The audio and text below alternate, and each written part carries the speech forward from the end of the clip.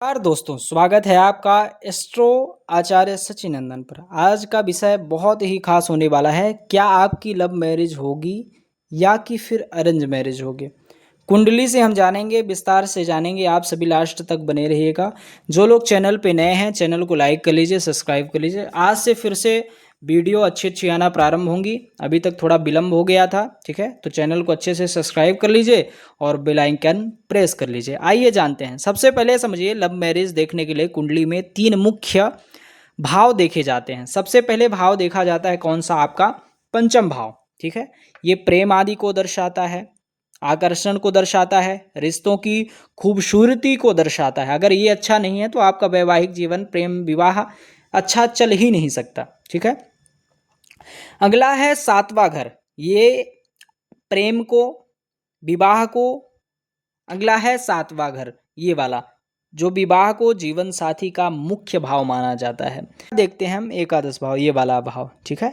ये इच्छा पूरी होने और रिलेशनशिप के सफल होने का भाव माना जाता है। अगर 5वां भाव, ये वाला भाव, 7वां भाव और ये आपका एकादश भाव जुड़ जाए आपस में, या कि फिर पंचम या सप्तम भाव आपस में जुड़ जाए, इनके स्वामी यहाँ बढ़ जाएं, इनके स्वामी यहाँ बढ़ जाएं, दृष्टि संबंध हो जाए, एकल दृष्टि संबंध हो जाए, युति संबंध हो जाए, तो लव मैरिज पक्की है आपकी।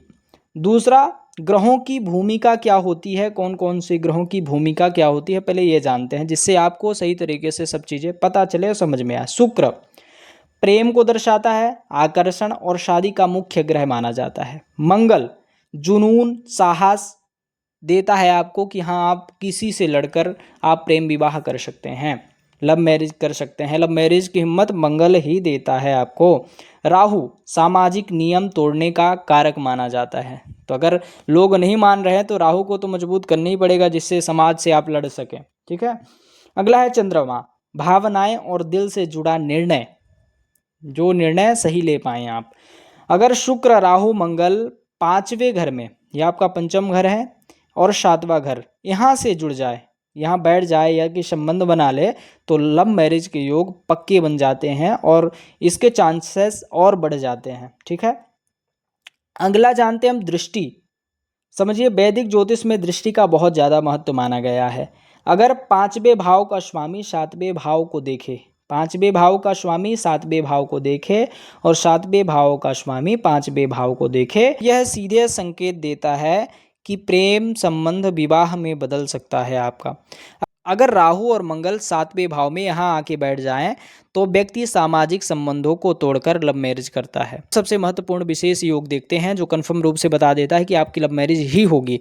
5वें भाव का स्वामी सप्तम भाव में आ जाए, 5वें भाव का यहाँ का स्वामी सप्तम भाव में आ जाए, ठीक है? या कि सप्तम भाव का स्वामी पंचम भाव में आ जाए, शुक्र राहु का संबंध बन जाए तो निश्चित रूप से लव मैरिज कराता है। मंगल प्लस शुक्र की युति हो जाए तो आकर्षण लव मैरिज के चांस बहुत ज़्यादा बढ़ा देता है। महादशा और अंतरदशा बहुत मुख्य होती है आपकी लव मैरिज करने के लिए। केवल योग होना वो सही बात है, होना चाहिए, तभी आपका लव मैरिज होगी, लेकिन योग होना आपके वर्तमान के समय को दर्शा नहीं सकता। महादशा अंतरदशा के अनुसार ही आपका विवाह तय होगा। अब सबसे ज़रूरी है महादशा। जानते हैं शादी कब होगी? पंचम भाव और सप्तम भाव के स्वामी की महादशा अंतरदशा चल रही हो, शुक्र राहु मंगल की दशा सक्रिय हो, उसी समय लव मैरिज के चांस बढ़ते हैं और लव मैरिज होती है। अगर आप जन्म कुंडली में लव मैरिज के योग हैं लेकिन सही दशा नहीं चल रही तो शादी डिले हो सकती है। जानना बहुत ज़्यादा ज़रूरी है कि किन किन लोगों की लव मैरिज नहीं होगी। अगर 5वें भाव और सप्तम भाव बिल्कुल यहाँ अशुभ ग्रहों की दृष्टियाँ पड़ जाए या कि फिर नीच अवस्था के हो जाएं ग्रह, तो समझ लीजिए कि लव मैरिज हो ही नहीं सकती। तो दोस्तों, अगर आपकी जन्म कुंडली में पंचम भाव और सप्तम भाव से जुड़ाव हो रहा है, शुक्र राहु मंगल का प्रभाव है और सही दशांतर दशा चल रही है, तो आपकी लव मैरिज लगभग निश्चित है। लेकिन याद रखिए, ज्योतिष मार्ग दिखाता है और निर्णय आपका होता है, ठीक है?